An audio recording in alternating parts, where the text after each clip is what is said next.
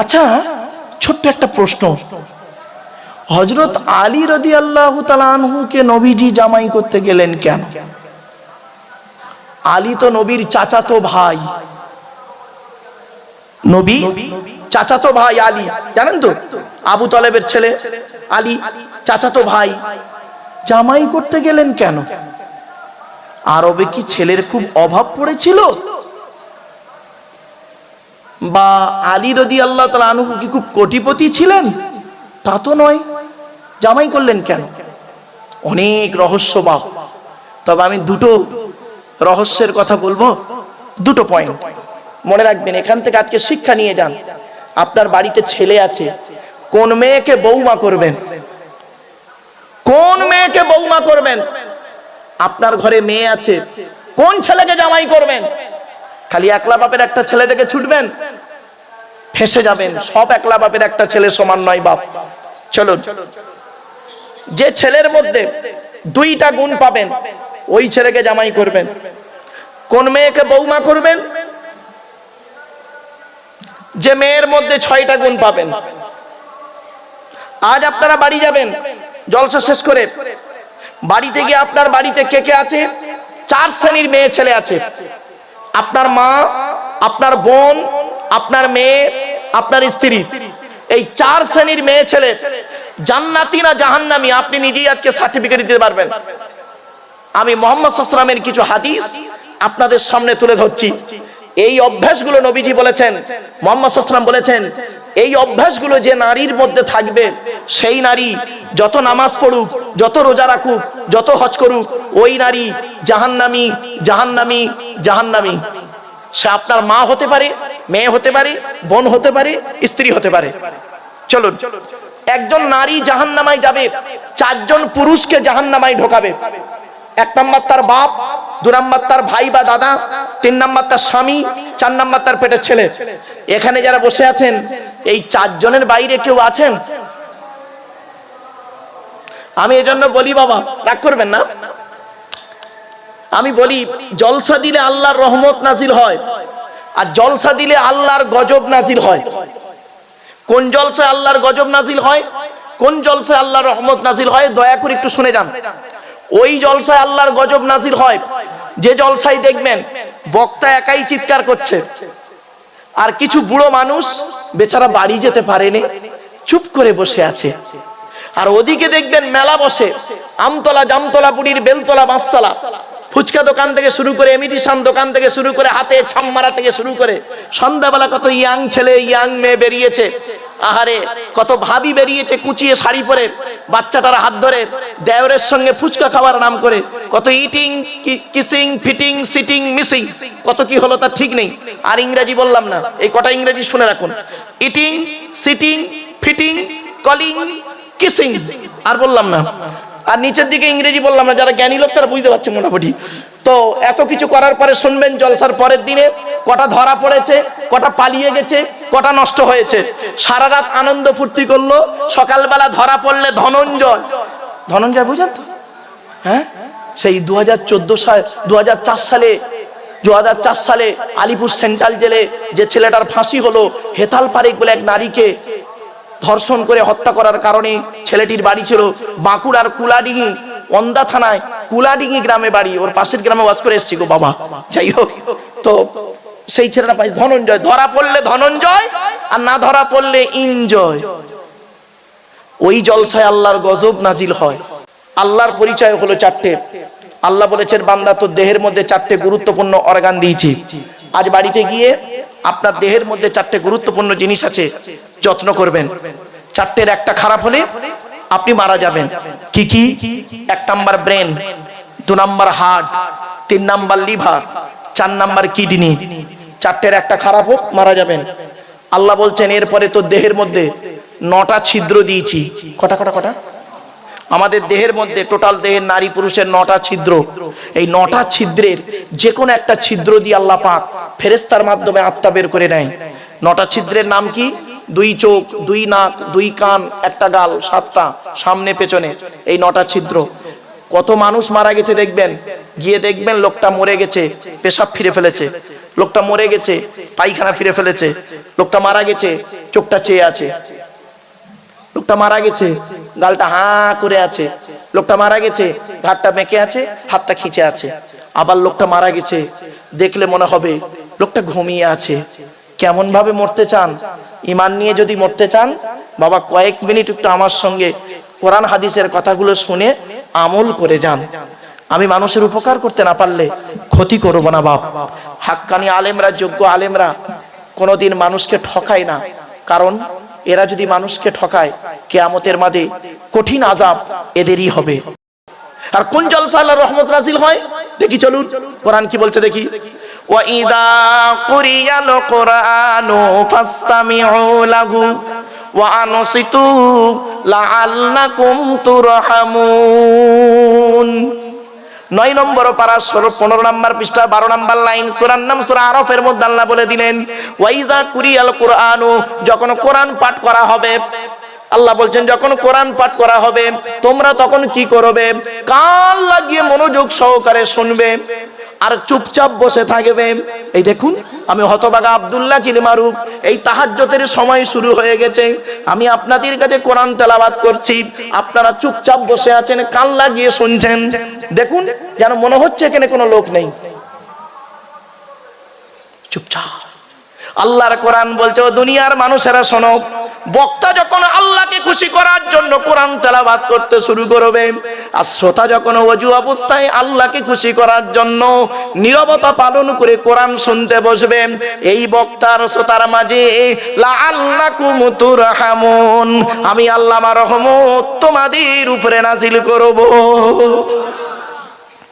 আমার বাপেরা, আমি ছেলেদেরকে বলছিলাম, কমিটির ছেলেদেরকে বলি, বাবা তোমরা এই জলসা না দিয়ে তাফসিরুল কোরআনের মাহফিল দাও, একটা একটা করে সূরা তাফসির। এই উত্তর 24 পরগনায় তাফসিরুল কোরআনের মাহফিল হয় না ধারাবাহিকভাবে, একটা জায়গায় ছাড়া। এই উত্তর 24 পরগনা একটা জায়গায় ছাড়া, জায়গাটার নাম বলে দিচ্ছি, মনে রাখবেন। জায়গাটা হলো মিনাখা থানা, চৈতল ঘাট, মালঞ্চ চৈতল বলে না বাবা, চৈতল ঘাটে একটা জলসা হয়। আজ বিগত আমি বহু বছর আসছি, সূরা তাফসির, একটা একটা করে সূরা তাফসির হয়, 3 ঘন্টা 3.5 ঘন্টা 4 ঘন্টা সময় লাগে, একটা করে সূরা তাফসির, শুরু থেকে শেষ পর্যন্ত আলোচনা, গোটা সূরাটাই জানতে পারে কি কি হচ্ছে এর মধ্যে, কি কি আছে। হয় কবে? ফাল্গুন মাসের 1 তারিখ আর 2 তারিখ প্রতি বছর। এবছরে আলোচনা হয়েছে 22 নম্বর পারায় সূরা ফাতিরের 15 নম্বর আয়াত থেকে তাফসির হয়েছে। এবারে আগামী বছর পরেরটা আবার হবে। যাই হোক আমার বাপেরা, কোরআনের তাফসীর এমন একটা কিতাব, কোরআন এমন এক কিতাব, সবই রয়েছে এর ভিতরে, সবই রয়েছে এর ভিতরে। কি নেবেন বলুন? ভৌত বিজ্ঞান নেবেন, এর ভিতরে আছে। জীবন বিজ্ঞান নেবেন, এর ভিতরে আছে। কি নেবেন? ভূগোল নেবেন, এর ভিতরে আছে। বাবা, আমার জীবনে একটা ছোট্ট কথা আপনাদের বলি, চমকে যাবেন। আমি যেদিন স্কুলে জয়েন করি, সরকারি স্কুল জয়েন করেছি, আমার হেডমাস্টার আমাকে বলছে, মারু তোমার রেজাল্ট বলছে তুমি পশ্চিম বাংলায় ফার্স্ট বয় প্রত্যেকটা সাবজেক্টে বাবা, তো তুমি আমার স্কুলে ইংরাজির টিচার নেই, রিটায়ার্ড হয়ে গেছে, তো তুমি যদি নিচু ক্লাসের ইংরাজিটা একটু পড়াতে তাহলে ভালো হতো। তা আমি বললাম, স্যার আমি চেষ্টা করব, নতুন নতুন চাকরি করছি তো বাবা, তখন বহুদিন আগে, তো পড়াবো। তারপরে বলছে, শোনো আমার স্কুলে কম্পিউটারগুলো পড়ে আছে, তুমি তো কম্পিউটারে ডিপ্লোমা করেছো, তাই কম্পিউটারগুলো পড়ে আছে, যদি তুমি স্টুডেন্টদের একটু কম্পিউটার শেখাতে ভালো হতো। বললাম, স্যার আমি চেষ্টা করব। দুটো হলো, আমার সাবজেক্ট কি? আমার সাবজেক্ট হলো অ্যারাবিক ল্যাঙ্গুয়েজ। তারপরে বলছে, শোনো ভূগোলের টিচারই নেই, সরকার এখন টিচার দেয়নি, উচ্চ মাধ্যমিক স্কুল, সুতরাং তুমি যদি ভূগোলটা পড়াতে 9-10-এর ভালো হতো। তা আমি বললাম, স্যার আমি চেষ্টা করব। তো 9-10-এর ভূগোল পড়াচ্ছি, তো ভূগোল পড়াচ্ছি, এমতো অবস্থায় আমরা ক্যাজুয়াল টিচার নিয়েছিলাম, ওই কন্ট্রাকচুয়াল টিচার নিয়েছি। তো ভূগোলের টিচারটা এসেছে, আসার পর আমাকে দেখে বলছে, স্যার স্যার আপনি আপনি এই স্কুলে? বললাম, হ্যাঁ বাবু। তা বলছে, স্যার আমি আপনার খুব বড় ভক্ত, আমি আপনার ওয়াজ খুব শুনি। Thank you thank you. বলছে, স্যার আমার একটা প্রশ্ন আছে, করব? বললাম, করুন। বলছে, স্যার আপনার একটা লেকচার শুনেছি আসামের কালাইগাঁও কলেজের মাঠে, আপনি লেকচার দিতে গিয়ে বলেছেন পৃথিবীর সমস্ত জিনিসের বর্ণনা কোরআনের ভিতরে আছে ডাইরেক্ট ইনডাইরেক্ট। তা বললাম হ্যাঁ, হ্যাভ ইউ এনি প্রবলেম, কোনো সমস্যা হয়েছে? তা বলছে হ্যাঁ স্যার সমস্যা তো বেশি। বলছে কিরকম? বলছে কোরআন এসেছে 1500 বছর আগে, প্লেনটা তো আর 1500 বছর আগে ছিল না, তাহলে প্লেনটা কোরআনে ঢুকবে কি করে? মারাত্মক প্রশ্ন। তাই বললাম স্যার আমি ক্লাস 9-এর ক্লাস টিচার, আমি ক্লাসটা করে আসি, টিফিন আওয়ারে কথা হবে। তো টিফিনের সময় বসেছি, অনেক স্যারেরা বসেছেন, আমিও বসেছি। এবার আমি ওনাকে প্রশ্ন করছি, স্যার আপনি কিসের টিচার? তো উনি বলছেন আমি জিওগ্রাফি অনার্সের টিচার, ভূগোলের টিচার। আমি বললাম what is the definition of geography? ভূগোলের সংজ্ঞাটি কি? ভূগোলের সংজ্ঞাটি কি? What is the definition of geography? তখন বলছে geography is the dynamic science. ভূগোল হলো প্রগতিশীল বিজ্ঞান। যেই বলেছে তখন আমি বলছি my theology is all kind of science. Theology means, শুনে নিন, থিও মানে খোদা, লজি মানে জ্ঞান, খোদার প্রদত্ত জ্ঞান। এটা গ্রিক ভাষা, ইংরেজির নিজস্ব ভাষা নেই, ও ভাষাটা এসেছে গ্রিক ভাষা থেকে। গ্রিক ভাষায় এ কে বলে আলফা, বি কে বলে বিটা, সেজন্য এ থেকে জেড পর্যন্ত অ্যালফাবেট বলে, এই কারণে। তো আমি বললাম my theology is all kind of science. আমার কোরআন আর হাদিস হলো সারা বিশ্বের সায়েন্সের সায়েন্স। যারা বলুন। তখন উনি বলছেন স্যার বললে হবে না, প্রমাণ দিতে হবে। তখন আমি বলছি স্যার আপনি ভূগোলে ছেলে মেয়েদের কি পড়িয়েছেন? আহ্নিক গতি, বার্ষিক গতি। বলছে হ্যাঁ 1500 বছর আগে কোরআন ইঙ্গিত দেওয়া আছে। বলি সে কি? আপনি ভূগোলে কি পড়িয়েছেন? নিরক্ষরেখা, দ্রাঘিমা রেখা, মূল মধ্য রেখা। 1500 বছর আগে কোরআনে ইঙ্গিত দেওয়া আছে। আপনি ভূগোলে কি পড়িয়েছেন ছেলে মেয়েদের? জোয়ার ভাটা, জোয়ার ভাটা। 1500 বছর আগে কোরআনে জোয়ার ভাটার কথা বলা আছে। আমি বললাম স্যার আপনি ভূগোলে কি পড়িয়েছেন ছেলে মেয়েদের? দিন রাত্রির পরিবর্তন। বলছে হ্যাঁ 1500 বছর আগে কোরআনে বলা হয়েছে দিন রাত্রির পরিবর্তন। কোথায় আছে শুনে নিন, আল্লাহ নিজেই বলছেন ইউকাউবিরুল লাইলা আলান নাহার ওয়া ইউকাউবিরুন নাহার আলাল লাইল। 23 নম্বর পারার একেবারে 17 নম্বর পৃষ্ঠার 12 নম্বর লাইন, সূরার নাম সূরা জুমা। আল্লাহ বলছেন আমি আল্লাহ দিন রাত্রি পরিবর্তন ঘটিয়ে রাখি। এরপরে আপনি ভূগোলে ছেলে মেয়েদের পড়িয়েছেন কি? পাহাড়, পর্বত, মালভূমি, সমভূমি। 1500 বছর আগে কোরআনে বলা হয়েছে ওয়াল জিবালা আওতাদা। আপনি ছেলে মেয়েদের ভূগোলে পড়িয়েছেন ভূমিকম্প, ভূমিকম্প। 1500 বছরকে কোরআনে বলে দিয়েছে ইজাজুল জিলাতিল আরদু জিলজালাহা। আপনি ভূগোলে ছেলে মেয়েদের পড়িয়েছেন কি? ভূগোলে ছেলে মেয়েদের পড়িয়েছেন চাঁদের নিজস্ব আলো নেই, সূর্যের আলোয় আলোকিত। তাই তো নাকি? বলুন না বাবা, একটু কথা বলুন না। হ্যাঁ, চাঁদের নিজস্ব আলো নেই, সূর্যের আলোয় আলোকিত। আমি বললাম স্যার এটা ভূগোলের কথা নয়, 1500 বছর আগে কোরআনে কথাটা বলা আছে। সে কি? শুনে নিন কোথায় আছে। তাবারাকাল্লাযী জাআলা ফিস সামাই বুরুজাও ওয়া জাআলা ফিহা সিরাজাও ওয়া কমারাম মুনিরা। 19 নম্বর পারা 4 নম্বর পৃষ্ঠা 6 নম্বর লাইন, সূরার নাম সূরা ফুরকান। আল কোরআন, কোরআনে বলা হয়েছে যে আমি আল্লাহ কত বরকতময় বান্দা। তুমি চিন্তা করে দেখো, আমি সূর্যের করেছি প্রদীপ আর চাঁদকে করেছি নূর বা মুনির। নূর বা মুনির শব্দের অর্থ হলো প্রতিফলিত আলো, ধার করা আলো। 1500 বছর আগে কোরআনে বলে দিয়েছে চাঁদের আলোটা প্রতিফলিত আলো। আর এখন মেডিকেল কি বলো ভৌগোলিকরা এটাকে একটু সুন্দর করে গুছিয়ে লিখিয়ে দিল, ছেলে মেয়েরা ভূগোলের গুরুত্ব দিল। 1500 বছর আগে কোরআনে আছে, এটার গুরুত্ব ভুলে গেল। কেন ভুললো? আমরা আলেমরা, আমরা বক্তারা এইটাকে খুলে জনগণকে বলতে পারিনি। ভুল বললাম বাবা? শুনে নিন 1500। আমি বললাম স্যার আপনি ভূগোলে ছেলে মেয়েদের পড়িয়েছেন কি? 1 চন্দ্র, 2 পক্ষ, 3 নিত্র, 4 বেদ, 5 পঞ্চবান, 6 ঋতু, 7 সমুদ্র, 8 অষ্টবসু, 9 মানে 9টা গ্রহ। তাই তো? শুনে নিন এখন আর 9টা গ্রহ নেই। যারা আধুনিক ভূগোল পড়েছেন নতুন গ্রহ তৈরি হয়েছে। একটার নাম ভলকান আর একটা 11টা গ্রহ হয়েছে। 1500 বছর আগে 11টা নক্ষত্রের কথা কোরআন বলে দিয়েছে। কোথায় শুনে নিন। ইজ ক্বালা ইউসুফু লিআবিহি ইয়া আবাতি ইন্নী রাআইতু 11 কাওকাবান ওয়াশ শামসা ওয়াল কমার রাআইতুহুম লি সাজিদিন। 12 নম্বর পারা 14 নম্বর পৃষ্ঠা 14 নম্বর লাইন, সূরার নাম সূরা ইউসুফের 4 নম্বর আয়াত। ইউসুফ বলে একজন নবী ছিল, নাম শুনেছেন? ইউসুফ নবীর বাপের নাম ছিল ইয়াকুব নবী, ইয়াকুব নবীর বাপের নাম ছিল ইসহাক নবী, ইসহাক নবীর বাপের নাম হলো হযরত ইব্রাহিম খলিলুল্লাহ। ইউসুফ নবী স্বপ্ন দেখছেন, সকালবেলা উঠে বলছে আব্বাজান, বাপ ইয়াকুব নবীকে বলছে আব্বাজান আজকে আমি স্বপ্ন দেখলাম 11টা নক্ষত্র আমার পায়ে সাজদা করছে। 1500 বছর আগে 11টা নক্ষত্রের কথা বলা হলো। কোরআনে এই আয়াত কিনে গবেষণা শুরু হয়ে গেল। আধুনিক বিজ্ঞান গবেষণা করে বের করলো আর 9টা গ্রহ নেই, 11টা। আমি বললাম স্যার আপনি ভূগোলে ছেলে মেয়েদের পড়িয়েছেন কি? বায়ুমণ্ডলের স্তর, স্ট্র্যাটোস্ফিয়ার, এক্সোস্ফিয়ার, আয়নোস্ফিয়ার। 1500 বছর আগে কোরআনে বলা হয়েছে, কথাটি শুনে নিন। 1500 বছর আগে কোরআনে বলা হয়েছে ইন্নাল্লাহু ইমসিকুস সামাওয়াতি ওয়াল আরদা আন তাজুলা। ওয়ালা ইন জালাতিন আমসাকুম মিন আহাদিম মিন বাউদি ইন্নাহু কানা হালিমান গফুরা। 22 নম্বর পারার 18 নম্বর পৃষ্ঠা 11 নম্বর লাইন, সূরার নাম সূরা ফাতির। আল্লাহ পাক বলে দিয়েছেন আসমান পৃথিবীর জমিনের মাঝখানে একটা স্তর আছে, ওই স্তরের উপরে যারা থাকবে মহাশূন্যে ভেসে বেড়াবে, স্তরের নিচেই যারা থাকবে মাটি তাদের আকর্ষণ করে রেখে দেবে। কোরআনের এই আয়াত কিনে কে গবেষণা করলো? কোন মোল্লা মরি সাহেব গবেষণা করেনি। কোরআনের এই আয়াত কিনে গবেষণা করলো 1665 খ্রিস্টাব্দে। 1665 খ্রিস্টাব্দে আপেল গাছের তলায় গালে হাত দিয়ে বসে বসে চিন্তা করতে করতে ভাবলো মাধ্যাকর্ষণ শক্তি আবিষ্কার করে ফেললো। Second scientific in the world sir Isaac Newton ভাবতে ভাবতে মাধ্যাকর্ষণ শক্তি আবিষ্কার করে ফেললো। আমরা মুসলমানরা এই কোরআনটার মূল্য দিলাম না, আমরা এর মূল্য না দিয়ে করলাম কি? অন্য পথে চলতে লাগলাম। ছোট্ট উদাহরণ দিচ্ছি দুটো। আচ্ছা বাপেরা, আপনারা আধার কার্ড করেছেন? আচ্ছা, আধার কার্ড করার সময় অফিসাররা আপনাদের বলেছিল চোখটাকে বড় করে চান্ত? বলেছিলেন? 1500 বছর আগে কোরআনে ইঙ্গিত দেওয়া আছে কথাটা। আপনারা আধার কার্ড করার সময় এই দুটো বুড়ো আঙুলের ছাপ কাঁচের উপরে চেপে ধরেছিলেন? 1500 বছর আগে কোরআনে ইঙ্গিতটা দেওয়া আছে। কোনোদিন আমরা ভাবিনি বাপ, আফসোস এই জায়গাটায়। আজকের আমি আপনাদের কাছে অনুরোধ করে বলে গেলাম, কোরআনকে একটু মূল্যায়ন করুন। কোরআন প্রত্যেকের বাড়িতে আছে, একটু পড়ুন। সামনে রমজান মাস এসে গেছে, 2 দিন 3 দিন 4 দিন পরে রমজান মাস। এই রমজান মাসে রোজাটা আদায় করুন। এই রমজান সম্পর্কে 2-4টে কথা আপনাদের বলে যাচ্ছি। ভোরের বেলা যে খাবারটা খান তাকে কি বলেন? জোরে বলুন। ওটা ভুল শব্দ, ওটা ভুল শব্দ।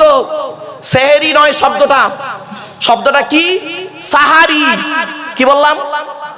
দন্তেশয় একার নয়, দন্তেশয় আকার। আর একার আর আকারের পার্থক্যটা কি শুনে নিন। দন্তেশয় একার দিলে সিগিরুন মানে হলো জাদু করা। এই কোরআনে আছে হাদা সিগিরুম মুবিন। এই কোরআনে আছে হাদা সিগিরুম মুবিন। সিগিরুন মানে জাদু করা। আর সাহারুন মানে কি? দন্তেশয় আকার। দন্তেশয় আকার হর ওই দীর্ঘ। সাহারি মানে কি জানেন? রাতের শেষ অংশের খাবারকে আরবিতে সাহারি বলে। তাহলে শব্দটা কি হবে? সেহেরি না সাহারি? তাহলে ভুললা ভাঙলো? বাড়ি থেকে ভাবুন একটু, অনুরোধ করে বলে যাচ্ছি। চলো, মাগরিবের আগে যে খাবারটা খান তাকে কি বলেন? আরে মাগরিবে আজান দিলে যে খাবারটা খান তাকে কি বলেন? ইফতার মানে কি? রোজা মানে কি? রোজা শব্দটা কোরআনে নেই, নামাজ শব্দটা কোরআনে নেই। কি করে থাকবে? নামাজ এবং রোজা এই দুটো শব্দ হলো ফার্সি শব্দ।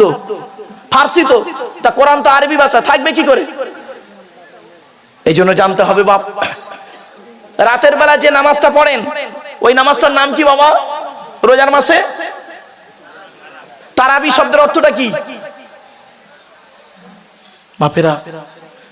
লাস্টের 10 দিন মসজিদে বসে 2-4 জন মানুষ আরাধনা উপাসনা করে, তাকে কি বলেন?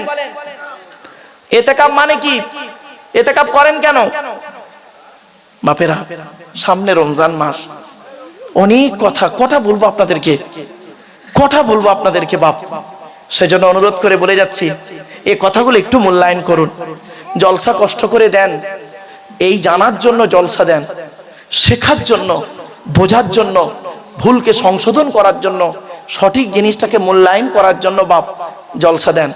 এই আল্লাহর কোরআন, আজ আমার খুব ইচ্ছা ছিল কোরআনের একটা সূরার তাফসীর করব এখানে, খুব মনে আশা ছিল, কিন্তু স্থান কাল পাত্রভেদে অনেক সময় সুযোগ হয়ে ওঠে না। বাস্তবটাই কয়েকটা কথা আপনাদেরকে আমি অনেকগুলো প্রশ্ন করেছি, একাধিক প্রশ্ন, সে প্রশ্নগুলো 2-4টে একটু আলোচনা করে দিই। আচ্ছা, এবার নবীর পরিচয়টা আর একটু শুনে নিন। নবীর বাপের নাম আব্দুল্লাহ, মায়ের নাম আমিনা, দাদার নাম আব্দুল মুত্তালিব, দাদির নামটা কি? নেতিলা বিনতে খব্বাব ব্র্যাকেটে ফতেমা, কেউ বলেছেন সামিরা। নবীর নানার নাম হলো আব্দুল ওয়াহাব জুহুরি, নবীর নানির নাম হলো বারিরা বা বাররা, নবীর দুধমার নাম হলো হালিমা, নবীর দুধ বাপের নাম হলো মানে হালিমার স্বামী, নবীর দুধ বাপের নাম হলো হারেস, নবীর দুধ ভাইয়ের নাম আব্দুল্লাহ, নবীর বাপের নাম আব্দুল্লাহ, নবীর দুধ ভাইয়ের নাম আব্দুল্লাহ, দুটো যেন এক করে ফেলবেন না। নবীর জন্ম 570 খ্রিস্টাব্দে। ইংরাজি কি মাস ছিল? 29শে আগস্ট। কত এগুলো মনে রাখবেন। 570 খ্রিস্টাব্দের 29শে আগস্ট। আরবি মাস ছিল রবিউল আউয়াল মাস, 12 তারিখ, মতান্তরে 9 তারিখ, কেউ বলেছেন 8 তারিখ, সোমবার। শবে সাদেকের সময় আরবের মক্কা নগরী কুরাইশ বংশ নবীর জন্ম। নবীর বাপেরা হলো 10 ভাই, নবীর মায়েরা হলো 19 বোন। নবীর 9টা চাচা, 18টা খালা, 6টা ফুপু, 7টা ছেলে। আপনি তো নবীর কিছুই জানেন না। হা বাবা, আপনি যে নবীকে নিয়ে সারা বিশ্ব গবেষণা করছেন, আপনি সেই নবী সম্পর্কে জানবেন না? শুধু লা ইলাহা ইল্লাল্লাহ মুহাম্মাদুর রাসূলুল্লাহ বলেই পার না? আল্লাহ সম্পর্কে আপনার জানতে হবে না? অবশ্যই জানতে হবে। চলো, নবীর 9টা চাচা। কটা চাচা বললাম বাপ? 9টা চাচা। 9টা চাচার নাম কি শুনে নিন। বড় চাচার নাম হলো হারেস। কি বললাম? হারেস, জুবায়ের, মুকাইয়িব, ফাইদাক, জাইদাক, আবু লাহাব, হামজা, আব্বাস, আবু তালেব, নবীর বাপ আব্দুল্লাহ। সুবহানাল্লাহ। আচ্ছা, কই আবু জাহালের নাম তো এখানে নেই। আবু জাহাল নবীর চাচা নয়।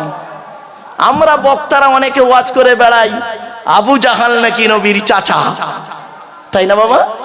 না, এজন্য একটু পড়াশোনা করতে হয় বাবা। বড় পীর আব্দুল কাদের জিলানী রাহমাতুল্লাহ আলাইহির নামটা আপনাদের বলেছিলাম না বাবা? উনি একটা কিতাব লিখেছেন, কিতাবটির নাম হলো গুনিয়াতুত তালিবিন। সেই কিতাবে উনি লিখছেন জলসা কোন লোকটা করবে, বক্তব্য ওয়াজ কোন আলেম করবে, কোন বক্তা ওয়াজ করবে। কমসে কম যে বক্তা তাফসীরে জালালাইন, একটা কিতাব আছে তাফসীরের কিতাব, তাফসীরে জালালাইন এবং হাদিসের কিতাব মিশকাত শরীফ, নাম শুনেছেন বাবা? মিশকাত শরীফ, তাফসীরে জালালাইন আর ফিকহের কিতাব, মাসলা মাসাইলের কিতাব, এই তিনটে কিতাব যে ব্যক্তি পড়তে পারে, পড়াতে পারে, পড়তে পারে, পড়াতে পারে, ওই লোকটা ওয়াজ করার যোগ্যতা রাখে।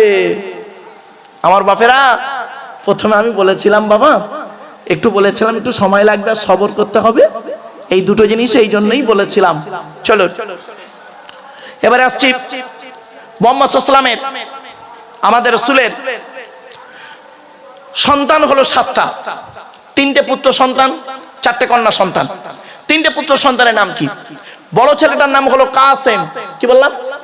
কাসেম। এই জন্য নবীর একটা নাম হলো আবুল কাসেম। আরেকটা ছেলের নাম হলো তাহের বা তৈয়েব। ছোট ছেলেটার নাম হলো ইব্রাহিম। 4টে কন্যা সন্তানের নাম কি? বড় মেয়েটার নাম জয়নাব, রুকাইয়া, উম্মে কুলসুম। ছোট মেয়েটার নাম হলো ফাতেমা, যার সঙ্গে নবীজি আলীর বিবাহ দিয়েছিলেন, তাই তো নাকি?